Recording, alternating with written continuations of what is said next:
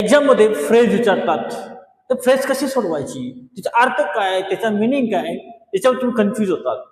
Okay, बघा तुम्ही म्हणा 2 मार्काचे काय अभ्यास करायची गरज आहे. तर बघा लक्षात ठेवा, एक एक मार्क इम्पॉर्टंट असतो एक्झाम मध्ये, है ना. एक एक मार्क. कारण जर तुम्ही सर्वात प्रथम आलात आणि 1 मार्क कमी पडला तुम्हाला, तर मग 1 मार्कामुळे तुमचं फर्स्ट जे असेल ना नंबर, तो मागे होऊन जाईल, किंवा एका मार्कामुळे तुम्ही नापास होऊ शकताय. म्हणून फ्रेज खूप महत्वाचे. तर मग 10वीच्या बोर्डामध्ये मी तुम्हाला काही इम्पॉर्टंट फ्रेजेस लिहून देणार आहे आणि ते एकदम सोप्या पद्धतीने मराठी अर्थासहित तुम्हाला मी लिहून देणार आहे. तर फ्रेज म्हणजे काय ते समजून घ्या. फ्रेज म्हणजे जे क्रियापद असतं ना, V1 नंतर काहीतरी एक प्रिपोजिशन असेल, मग ती ऑफ असेल, इन असेल, अप असेल, टू असेल, जे असतं ना त्याला म्हणतात फ्रेज म्हणतात.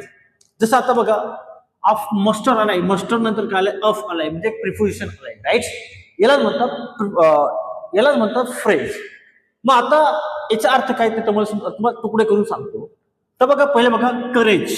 ओके, करेज म्हणजे हिंमत, आणि मस्टर अपचा अर्थ होता गोळा करणे.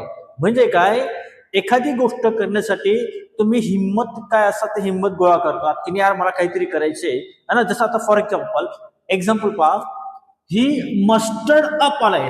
आता मग मस्टर्ड अप कधी लक्षात ठेवा, तुमचे V1 V2 पार्ट पाहिजे. मी आपण मागच्या लेक्चरमध्ये तुम्हाला सांगितलंय की समजा ED किंवा D लागला तर 100% V2 आणि V3 सेम असतं, बरोबर आहे. कारण मस्टर्ड अप करेज आपण जो हा घेतोय, तुम्ही टेस्ट नुसार बदल करू शकताय. जसं आता ही मस्टर्ड, आता इथं D लागलाय, ED लागलाय, दिसते तुम्हाला ED, हा V2 आहे. ही मस्टर्ड अप करेज म्हणजे काय, त्याने हिंमत गोळा केली. कशासाठी गोळा केली, टू स्पीक द ट्रुथ. मग आता बघा, सत्य बोलण्यासाठी त्यांनी हिंमत गोळा केली. मग आता बघा हे लक्षात कसं ठेवायचं, तर बघा हा मस्टर ऑफ करेज तुम्ही घेतला, हा मस्टर ऑफ करेज दिसतंय तुम्हाला.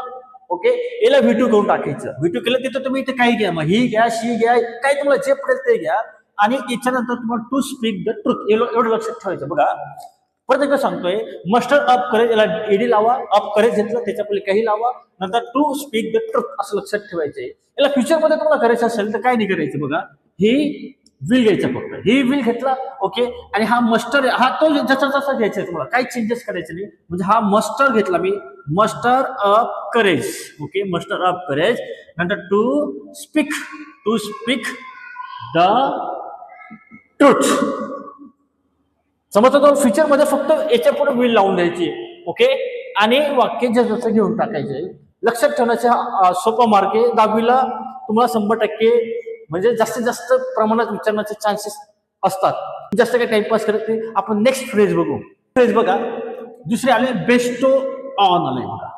बघा ऑन आले, प्रिपोजिशन आले. तर मी तुम्हाला काय बोलले की क्रियापदानंतर प्रिपोजिशन येतं, आणि प्रिपोजिशन आलं म्हणजे ते फ्रेज असते. ओके, आता बेस्टो ऑन म्हणजे काय, बहाल करणे म्हणजे काय, एखादी सन्मान किंवा एखादी सर्टिफिकेट तुम्हाला देण्यात येतं ना, तर त्याला बेस्टो ऑन म्हणायचे. समजा तुम्ही काहीतरी प्राइज जिंकला असेल तर ते प्राइज तुम्हाला बेस्टो ऑन करतात. ओके, सर्टिफिकेट तुम्हाला दिलं जातं. तर मग एक्झाम्पल बघा, मी तुम्हाला बोललो V2 किंवा V3 मध्ये तुम्ही वापरू शकताय. बघा, द टीचर बेस्टो घेतला, बरोबर आहे, आणि ऑन. बघा, बेस्टो आणि ऑन याच्यामध्ये जे तुम्हाला भेटलं असेल ते घ्यायचं.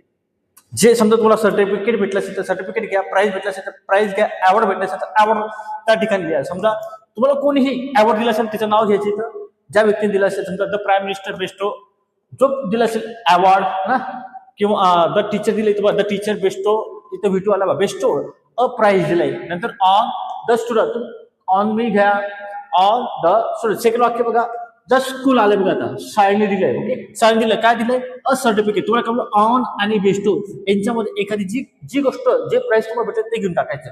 नंतर ऑन मी म्हणजे मला, शाळेने मला काय दिलं, प्रमाणपत्र दिलं, म्हणजे बहाल केली. ओके, तर तुम्ही हर घेऊ शकताय. नेक्स्ट फ्रेज बघा, in front of. Okay, in front म्हणजे काय, फ्रंट म्हणजे समोर. समजा तुम्ही एखादी गोष्ट समोर तुम्ही उभा आहात, मी तुम्हाला बोललो ऑफ आलाय, बघा प्रिपोजिशन आलंय, म्हणजे तो काय एक प्रकारचे फ्रेज झाले. तर बघा, मी जास्त टाइमपास नाही करत, वाक्य घेतो डायरेक्ट. याचा अर्थ होतो च्या समोर. ओके, समजा तुमच्या घरासमोर काही असेल, जसे काही झाड असेल किंवा मंदिर असेल, समजा ते दिलंय देर इज अ बिग ट्री, म्हणजे काय एक झाड आहे, किंवा तुम्हाला म्हणायचं देर is a temple, there is a shop, असं काही तुम्ही वाक्य देऊन टाकायचे. इथं आपण काय बिग ट्री घेतलं, जसं बघा देर इज अ बिग ट्री आलं, नंतर आपण घ्यायचं इन फ्रंट ऑफ. ओके, आणि इथं घ्यायचं my house. There is a big tree in front of my house. तुम्ही वाक्य हे कॉपी पेस्ट पण केलं तरी चालेल, काय अडचण. दुसरं वाक्य बघा. आता बघा, आय एम स्टँडिंग म्हणजे काय, मी उभा आहे. मी उभा आहे इन फ्रंट ऑफ यू म्हणजे काय, मी तुझ्या समोर उभा आहे ना. तर असे काही फ्रेजेस. आपण पुढची फ्रेज बघू. पुढची फ्रेज बघा, लुक. लुक म्हणजे काय, पाहणे. पण लुक नंतर कधी जर आफ्टर आलं, लुक नंतर आफ्टर आलं तर याचा अर्थ होते काळजी घेणे. याचा अर्थ काय होते, काळजी घेणे. म्हणजे आता मला सांगा, काळजी आपण आईवडिलांची घेतो, ओके, आपल्या मित्रांची काळजी घेतोय, त्यावेळेस तुम्ही लुक आफ्टरचा फ्रेजचा वापर करायचा आहे. जसं आता बघा, मी इथं घेतलं लुक्स आफ्टर घेतलं, ओके. आता मी ही आलं म्हणून लुक्स घेतले, लक्षात ठेवा. इथं समजा मी आला असता तिथे एस लागला नसता. पण मी तुम्हाला काय सांगतो, पेपरमध्ये बॅग जसं तसं उतरून टाकायचे, म्हणजे असं डोक्यात ताण द्यायची गरज नाही. मग ही लुक्स आफ्टर घेतलं. आता इथं ही आलाय म्हणून मी इथं घेतलं हिज पॅरेंट्स घेतलं. समजा इथं आय आला असतं, तिथं माय पॅरेंट्स आला असतं. इथं शी आला असतं, इथं आला असतं हर पॅरेंट्स आला असतं. समजा आता हा लुक घेतला मी, समजा टू लुक ऍट आला असता, समजा लुक ऍट असं जर आलं असतं, म्हणजे लुक नंतर काय ऍट आले, याचा अर्थ होतोय चाकडे बघणे. काय होतं याचा अर्थ, चाकडे बघणे. समजा आता मला म्हणायचं असेल, he is looking at the black board. बघा, लुकिंग ऍट आले है ना. तुम्हाला काही पाठांतर करायचे, जास्त डोक्यात ताण द्यायचे कारण मी तुम्हाला एक्झामसाठी सर्वात जास्त महत्वाची फ्रेजेस तुम्हाला लिहून देतोय. शक्यतो हा व्हिडिओ मोठा होऊ शकतो, की याच्यात 2 पार्ट मध्ये मी घेईल. तर बघा, he is looking at the blackboard म्हणजे तो ब्लॅकबोर्ड कडे पाहत आहे. किंवा तुम्ही असं म्हणू शकता, he is looking at me, he is looking at the book, he is looking at you, असं तुम्ही वाक्य म्हणू शकताय. आपण नेक्स्ट फ्रेज बघू. नेक्स्ट फ्रेज आता नेक्स्ट फ्रेज बघा, इन्स्पाइट ऑफ. इन्स्पाइट म्हणजे काय, असून सुद्धा, ओके. मी तुम्हाला डायरेक्ट वाक्य देतो, तुम्ही डायरेक्ट पाठ करून घ्यायचे, पण तुम्हाला फक्त अर्थ सांगतोय. इन्स्पाइट म्हणजे काय, इन्स्पाइट ऑफ म्हणजे असून सुद्धा. समजा फॉर एक्झाम्पल पाऊस पडतोय, पण पाऊस पडून असून सुद्धा तुम्ही शाळेत गेलात, ओके, तुम्ही आजारी होतात, आजारी असून सुद्धा तुम्ही काहीतरी काम करतात, तर इन्स्पाइटचा वापर करायचा आहे. जसं आता बघा, इन्स्पाइट ऑफ इलनेस म्हणजे आजारी असून सुद्धा ही क्षेम तो आला. समजा दुसरं वाक्य बघा, इन्स्पाइट ऑफ रेन म्हणजे काय, पाऊस असून सुद्धा ही वेंट, तो गेला, कुठे गेला तो, टू स्कूल म्हणजे तो आजारी असून सुद्धा शाळेत गेला. पुढचं बघा, be found of. Be found of म्हणजे काय, ची आवड असणे. बी म्हणजे ॲमिजार. लक्षात ठेवा, ॲमिजार वाजवतो आपण म्हणतो. समजा आता मला फुलांची आवड आहे, तर तुम्ही काय, आय एम फाउंड ऑफ म्हणायचं. बघ, एवढं लक्षात ठेवा. फाउंड ऑफचं वाक्य विचारलं, direct I am fond of घ्यायचं, ओके. त्याच्यापुढे तुम्ही काही जोडा. समजा तुम्ही म्हणा फ्लावर्स, ओके. तुम्हाला समजा कुत्र्यांची आवड असेल तर तुम्ही म्हणा I am fond of dogs. तुम्हाला मांजरींची आवड असणार, तुम्ही काय, I am fond of cats. फक्त लक्ष, आय एम फाउंड ऑफ घ्यायचं, पुरुषात जे आवड आहे ती आवड तुम्हाला घ्यायची आहे. आता नेक्स्ट बघा, शी इज फाउंड ऑफ घेतलं. समजा शीला आपण एज वापरतो, शी इज फाउंड ऑफ. आणि समजा तुम्हाला क्रियापद घ्यायचे, क्रियापद तर बिफोर घ्यायचे, म्हणजे V1 ला ING लावायचे. समजा she is found of travelling by train, तिला आणि मला म्हणायचे पोहण्याची आवड आहे, तर तुम्ही काय करणार, she is found of swimming. She is found of swimming. तुम्ही म्हणणार तिला शिकवण्याची आवड आहे, she is found of teaching, है ना. असंच तुम्ही काही फ्रेजेस बनवू शकताय. मी तुम्हाला फास्ट घेतोय, तुम्हाला एक्झामसाठी कामात येतील. डायरेक्ट तुम्ही पाठ करा, कॉपी पेस्ट करा. आपण नेक्स्ट पुढची फ्रेज बघणार आहोत. कम म्हणजे येणे, अक्रॉस म्हणजे अचानक भेटणे. समजा तुम्हाला कोणी मित्र अचानक भेटला असेल तर तुम्ही कम अक्रॉस म्हणायचे, ओके. आता बघा, मी पुढचं घेतो बघा, I came across an old friend म्हणजे बघा, एक लक्षात ठेवा, आय केम जसं तसं घेऊन टाकायचं, ओके. आणि त्याच्यानंतर तुम्हाला काय यायचं, ओल्ड फ्रेंड घेऊन टाकायचं. म्हणजे काय, याच्या जुन्या मित्राला अचानक भेटलो, ओके. तुम्ही समजा इथे शी टाकलं तर शी केम म्हणू शकताय, हे म्हणू शकताय, ही केम अक्रॉस म्हणू शकताय. पुढचं बघा, एबल टू. मी तुमचा फास्ट घेतोय, डायरेक्ट तुम्ही कॉपी पेस्ट करायची. एबल टू म्हणजे काय, क्षमता असणे. आता याच्यापुढे तुम्ही आय एम एबल टू घेऊन टाकायचं. आय एम एबल टू घ्या, त्या सी इज एबल टू घ्या. जे काम करण्याची क्षमता तुमच्यामध्ये आहे ते काम करून तुम्ही ते काम टाकायचे. जसं आता तुम्हाला म्हणायचं की ड्राईव्ह कार, ती क्षमता आहे व त्याच्यामध्ये, किंवा माझ्यामध्ये कार चालवण्याची क्षमता आहे, मी कार चालवू शकतो. किंवा टू परचेस दिस मोबाईल म्हणा, परचेस दिस टीव्ही म्हणा, काही तुम्ही वापरू शकताय. याचा अर्थ काय, त्याच्यामध्ये ती वस्तू विकत घेण्याची क्षमता आहे किंवा ॲबिलिटी आहे, तर एबल टूचा वापर करतात. बघा, 10वीच्या बोर्डामध्ये जास्तीत जास्त विचारलं जातं, ओके. फ्रेजेस खूप आहेत, ओके, हजारो फ्रेजेस आहेत, ओके. पण जे महत्वाचे आहे मी ते देण्याचा प्रयत्न करतोय, ओके. तर आपण नेक्स्ट फ्रेज बघू. आता बघा, पुढची फ्रेज बघा. पुढची फ्रेज काय बघा, once in a blue moon. Once in a blue moon म्हणजे काय, आता ब्ल्यू मून म्हणजे तुम्ही म्हणता, मून म्हणजे चंद्र, ओके. एकदा चंद्र, असं एक लक्षात ठेवा. याचा अर्थ काय होतं की तुम्ही त्या व्यक्तीला खूप क्वचित भेटतात, खूप क्वचित म्हणजे नाहीच्या बरोबर भेटतात, तर तुम्हाला वन्स इन अ ब्ल्यू म्हणायचे. जसं तुम्ही बाहेर गावी कामाला असणार तर तुम्ही तुमच्या आईवडिलांना क्वचित भेटायला येतात, कधी वर्षातून, 2 वर्षातून, 3 वर्षातून. तर तुम्हाला once in a blue moon म्हणायचे. जसं आता बघा, ही विजिट्स आलाय बघा, ही विजिट्स आले हिज पॅरेंट्स, एवढं लक्षात आले. हे विजिट्स हिज पॅरेंट्स, तुम्ही फ्रेंड मला काही टाकू शकताय. आणि नंतर घेतलंय once in a blue moon. याचा अर्थ काय, तो त्याच्या आईवडिलांना क्वचित भेटतो. खालचं वाक्य बघा, look forward to. Look forward to म्हणजे काय, तुम्ही एखाद्या वस्तूची उत्सुकतेने वाट पाहतात. ओके, तुम्ही टेन्स बदलू शकतात. असं नाही की तुम्ही ह्या टेन्स मध्ये लिहायचंय, तुम्ही कंटिन्युअस मध्ये लिहू शकता, तुम्ही परफेक्ट मध्ये लिहू शकताय. पण मी तुम्हाला सांगतोय की हे जर विचारलं गेलं तर तुम्ही ते कॉपी पेस्ट करून टाका, तुमचे पैकीचे पैकी मार्क्स नक्की भेटतील. तर बघा, आय लुक फॉरवर्ड टू घेतलं. आता मीटिंग बघा, टू नंतर जास्त करून V1 येतं.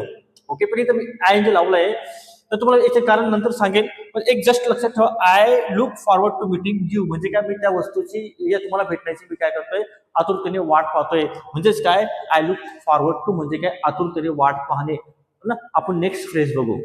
आता बघा, नेक्स्ट फ्रेज बघा, ही पण खूप महत्वाची फ्रेज आहे. आता बघा, इन्स्टिड ऑफचा अर्थ होते च्या ऐवजी. इन्स्टिड ऑफ म्हणजे काय, च्या ऐवजी. समजा तुम्हाला म्हणायचं असेल की मी या वस्तूऐवजी हे करेल. समजा आता तुम्हाला म्हणायचं की क्रिकेट खेळण्याऐवजी मी टीव्ही पाहिल, असं म्हणायचं असेल तुम्हाला, तर तुम्ही काय ना, इन्स्टिड ऑफ प्लेइंग क्रिकेट म्हणू शकताय ना. जसं आता बघा, इथे घेतलं मी इन्स्टिड ऑफ टी म्हणजे काय, च्या ऐवजी I would like to have coffee म्हणजे काय, मला कॉफी घ्यायला आवडेल. मी तुम्हाला आधी बोलतो, हे वाक्याचे तुम्ही कॉपी पेस्ट करू शकताय. ओके, असं नाही की तुम्हाला जर तुमची इंग्रजीवर कमांड चांगली असेल तर तुम्ही नक्कीच तुम्ही आलं वाक्य घेऊ शकताय. तर तुम्हाला मी सांगतोय बघा, 2 मार्क खूप महत्वाचे असतात ना, एक मार्क आपल्यासाठी खूप महत्वाचे असतात. हे फ्रेज म्हणजे ना, तुम्हाला पैकीच्या पैकी मार्क देण्याचे चान्स आहेत. नेक्स्ट बघा, एनग्रॉस इनचा अर्थ होते तल्लीन होणे. तल्लीन म्हणजे काय, तुम्ही एका कामामध्ये मग्न होऊन जाता. जसं आता एक वाक्य बघा, ही वॉज एनग्रॉस इन, इथपर्यंत जसं वाक्य घ्या, ज्या कामामध्ये तुम्ही तल्लीन असतात ते काम इथे घेऊन टाका. जसं वॉचिंग टीव्ही, तुम्ही म्हणायचं असेल प्लेइंग क्रिकेट, तर तुम्ही घ्यायचे प्लेइंग क्रिकेट है ना. रिडिंग बुक्स, टीचिंग, काही वापरू शकता तुम्ही. स्विमिंग, तर तुम्ही एनग्रॉस इन म्हणजे काय, तल्लीन होणे. ओके, आता आपण पुढचं फ्रेज बघू. शेवटचे फ्रेजेस पाहू. तर फ्रेज बघा कोणती आहे, in order to. Okay, in order to म्हणजे काय, करण्यासाठी. समजा तुम्हाला म्हणायचं असेल की, समजा आता फॉर एक्झाम्पल तुम्ही इंग्रजी शिकतात. ओके, इंग्रजी का शिकतात तुम्ही, कारण तुम्हाला इंग्रजी बोलण्यासाठी तुम्ही इंग्रजी शिकता. म्हणजे काय, बोलण्यासाठी. समजा तुम्ही अभ्यास का बरं करतात, पास होण्यासाठी करतात. तो इन ऑर्डर टूचा वापर करायचे. म्हणजे काय, एखादी काम करण्यासाठी ते काम करावं लागतं, तेव्हा तुम्हाला इन ऑर्डर टूचा वापर करायचे. फॉर एक्झाम्पल बघा, ही स्टडीड हार्ड म्हणजे काय, तो खूप मेहनत घेतो. का मेहनत घेतो, इन ऑर्डर टू पास म्हणजे काय, तो परीक्षेत पास व्हा ह्या कारण तो खूप मेहनत घेतो. पुढचं बघा, बिकॉज ऑफ म्हणजे काय, छांबव. समजा फॉर एक्झाम्पल आजारी असल्या कारण तो शाळेत आला नाही, he was absent because of XYZ. तर बिकॉज ऑफ आला म्हणजे कारण सांगायचे तुम्हाला. जर आता बघा, द मॅच वॉज कॅन्सल्ड, सामना काय झाला, रद्द झाला. काय झाला रद्द, बिकॉज ऑफ रेन, पावसामुळे सामना रद्द झाला.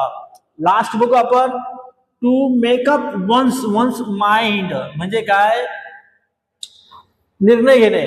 जसं आता तुम्ही काहीतरी निर्णय घेतला असेल तर तुम्हाला मेकअप माइंडचा वापर करायचा. जसं आता बघा, आय मेड म्हणजे मेकचे V2 झाला. आय मेड अप माइंड म्हणजे काय, मी निर्णय घेतला. कसा निर्णय घेतला मी, टू स्टडीचा घेतलाय. तुम्ही काय करू शकताय, I made up mind to take science. याचा अर्थ होतोय की मी सायन्स घ्यायचा निर्णय घेतलाय. समजा तू बिकम डॉक्टर म्हणायचं असेल, म्हणजे कसं, मी डॉक्टर बनण्याचा निर्णय घेतला, तर तुम्ही वापरू शकता I made up mind to become doctor. मी क्लास लावण्याचा निर्णय घेतला, I made up mind to join the class. मी इंग्रजी बोलण्याचा निर्णय घेतला, I made up mind to speak English. तर बघा, हे तुम्हाला काही महत्वाचे फ्रेजेस मी लिहून दिले. तुम्हाला अजून पार्ट 2 पाहिजे असेल तर मला सांगा, मी तुम्हाला अजून जास्तीत जास्त फ्रेजेस लिहून देण्याचा प्रयत्न करेल. 10वीची बोर्ड आहे, काही दिवसांनी तुमची एक्झाम सुरू होणार आहे आणि इंग्रजीचा अभ्यास कसं करायचं हे पण तुम्हाला मी सांगेल. 10वीच्या बोर्डात कसा अभ्यास करता हे तुम्हाला सांगेल. फक्त तुम्ही मला कमेंट करून सांगा की सर याला पार्ट 2 करा, अभ्यास कसं करतात ते सांगा. मी तुमच्यासाठी नक्की नवीन व्हिडिओ घेऊन येईल. तुम्हाला जर हा व्हिडिओ आवडला तर नक्की लाईक करा, कमेंट करा, शेअर करा, सबस्क्राईब करा. Thank you very much.